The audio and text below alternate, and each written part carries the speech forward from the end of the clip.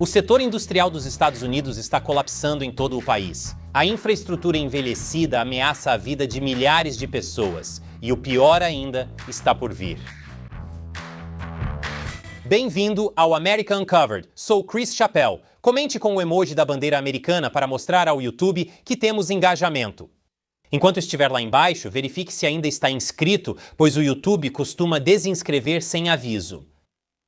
No dia 21 de maio, um tanque em uma fábrica aeroespacial em Garden Grove, Califórnia, começou a superaquecer. Dentro dele havia cerca de 26.500 litros de metilmetacrilato, um produto químico altamente inflamável usado para fabricar peças plásticas para aeronaves. Os bombeiros chegaram e tentaram resfriar o tanque, mas não conseguiram drená-lo por causa de uma válvula quebrada. Nos 2 dias seguintes, a temperatura subiu, elevando o risco de explosão catastrófica. O governador Gavin Newsom declarou estado de emergência e 50 mil pessoas foram evacuadas de uma área de 9 milhas quadradas no condado de Orange. Parecia que Deus sorria para a Califórnia pela primeira vez desde o lançamento de Pet Sounds pelos Beach Boys. O tanque rachou e liberou a pressão antes que virasse uma bola de fogo com estilhaços. As equipes se aproximaram e removeram o isolamento do lado de fora do tanque para ajudar a resfriá-lo, evitando um desastre potencial. As ordens de evacuação foram suspensas e todos os 50 mil evacuados receberam autorização para voltar para casa. A Califórnia teve sorte. Mas outras instalações em outros estados não tiveram tanta sorte. No mês passado, trabalhadores de uma refinaria de prata e usina de reciclagem em Institute, Virgínia Ocidental, estavam desativando um tanque quando um produto químico de limpeza se misturou com ácido nítrico residual no tanque, criando sulfeto de hidrogênio. 2 trabalhadores morreram quase na hora e outros 30 foram hospitalizados. Nesta terça-feira, um tanque em uma fábrica de celulose e papel em Longview, Washington, implodiu. O tanque de 900 mil galões continha licor branco, uma mistura altamente cáustica de hidróxido de sódio e sulfeto de sódio. Pelo menos uma pessoa morreu, 9 ficaram feridas e 9 funcionários seguem desaparecidos até agora. E esses foram apenas 3 incidentes recentes em uma lista muito longa. A Coalizão para Prevenir Desastres Químicos monitora os incidentes através de reportagens. De acordo com a contagem deles, foram 177 incidentes em 2021, 188 em 2022, mais de 270 em 2023, pelo menos 205 em 2024 e 215 em 2025. Isso significa um incidente a cada 2 dias, e quase certamente é uma subcontagem, porque eles só acompanham o que sai nas notícias, e esse é outro problema. A indústria normalmente faz as próprias notificações aos órgãos reguladores federais e as empresas têm incentivos para esconder acidentes. Quase acidentes, pequenos vazamentos, falhas de equipamentos que não chegam a ultrapassar o limite de notificação, esses não aparecem nas notícias e não entram nas estatísticas oficiais. Então, por que isso está acontecendo? Por que a indústria americana está desmoronando? Bem, existem 3 grandes razões, e todas estão acontecendo ao mesmo tempo. A primeira é a infraestrutura envelhecida. Os Estados Unidos construiu a maior parte de sua capacidade química, de refino e manufatura durante o boom do pós-guerra, nas décadas de 1960, 70 e 80. Essa infraestrutura agora tem 40, 50, às vezes 70 anos de idade. No caso daquela fábrica de papel em Washington, ela tem 73 anos. Os engenheiros chamam isso de curva da banheira. Equipamentos novos falham bastante no início, depois se estabilizam. Mas por volta dos 30 anos, as falhas começam a aumentar rapidamente de novo, à medida que o desgaste se acumula. De acordo com a Sociedade Americana de Engenheiros Mecânicos, mais de 60% dos vasos de pressão e sistemas de tubulação atualmente em operação já excederam sua vida útil prevista, aumentando a probabilidade de fadiga do metal, corrosão e degradação das soldas. E o Conselho Nacional de Inspetores de Caldeiras e Vasos de Pressão também relatou um aumento constante nos registros de reparos e alterações relacionados ao envelhecimento da infraestrutura, especialmente em ambientes de alta pressão, como refinarias, usinas de energia e instalações químicas. A válvula quebrada em Garden Grove que impediu os socorristas de drenar o tanque superaquecido? Isso provavelmente não foi um caso isolado. é o que acontece quando equipamentos antigos não recebem manutenção. Isso nos leva ao segundo motivo do aumento dos acidentes. Os Estados Unidos não têm trabalhadores qualificados suficientes. As pessoas responsáveis por construir, manter e conhecer cada detalhe da infraestrutura estão se aposentando. Indústrias dos Estados Unidos enfrentam grave escassez de mão de obra qualificada. Operadores, técnicos e engenheiros de segurança experientes estão saindo de cena e não há profissionais treinados suficientes para substituí-los. Então, basicamente, estamos entrando no universo de Warhammer 40.000, onde todo mundo esqueceu como toda essa tecnologia avançada funciona. E com nosso sacerdote tecnológico da geração Baby Boomer se aposentando em Marte, é só uma questão de tempo até que uma dessas fábricas envelhecidas sofra uma falha catastrófica e cause um exterminatus na cidade colmeia próxima. Eu sei que tudo isso parece bem sombrio, bem grimdark, mas com certeza o Império, o governo, está de olho em tudo isso, certo? Bem, talvez não. O que nos leva ao terceiro motivo para todos esses quase desastres: regulamentação frouxa. A OSHA, a Administração de Segurança e Saúde Ocupacional, deveria inspecionar os locais de trabalho e fazer cumprir as normas de segurança.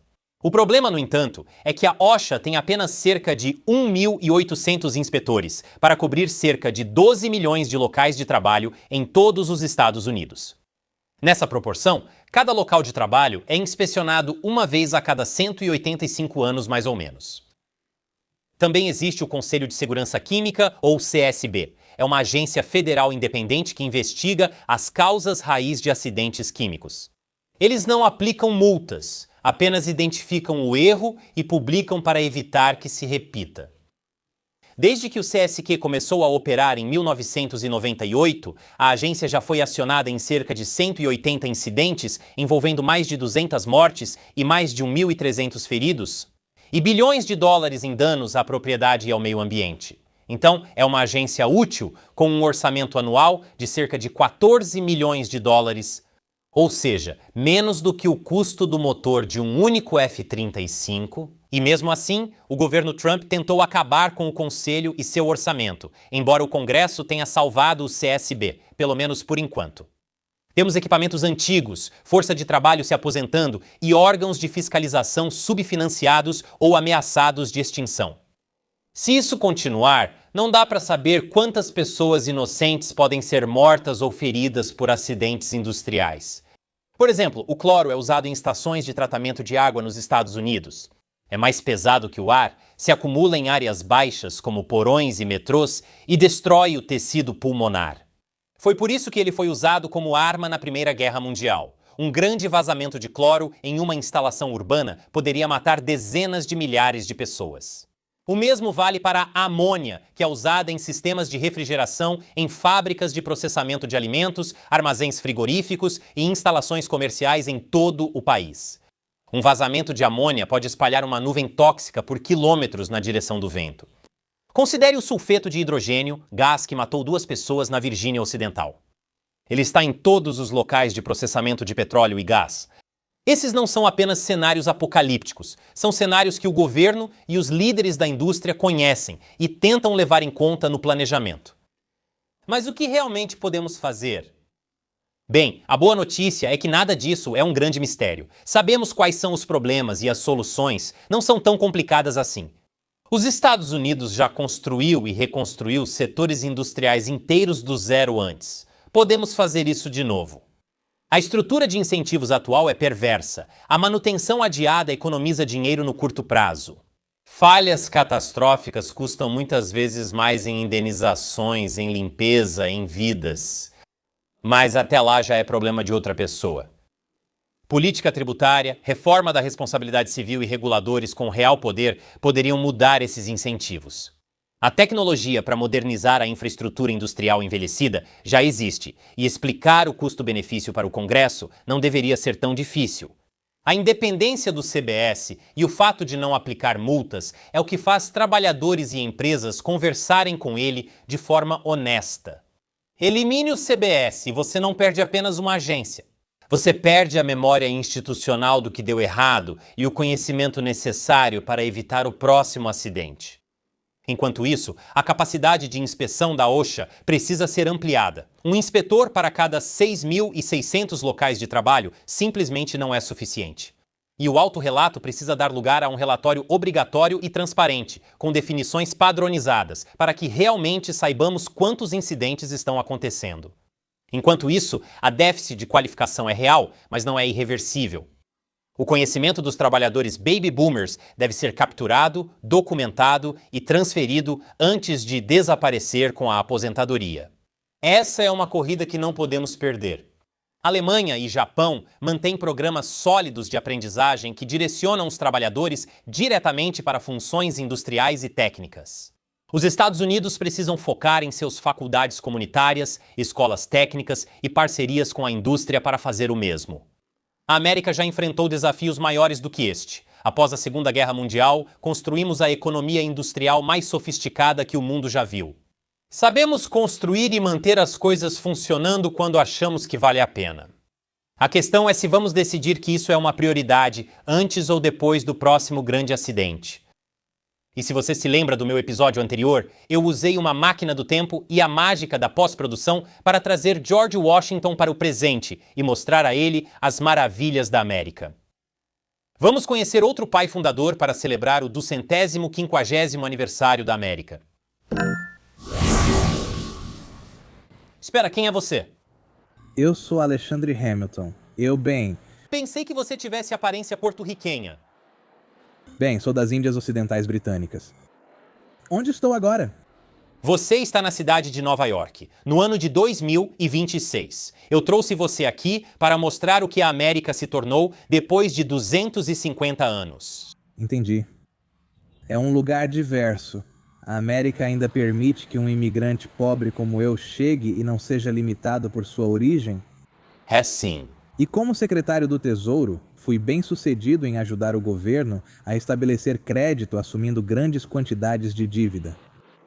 Foi sim. Na verdade, o dólar americano é a moeda mais procurada do mundo. A dívida pode ser um pouco maior do que você imaginava.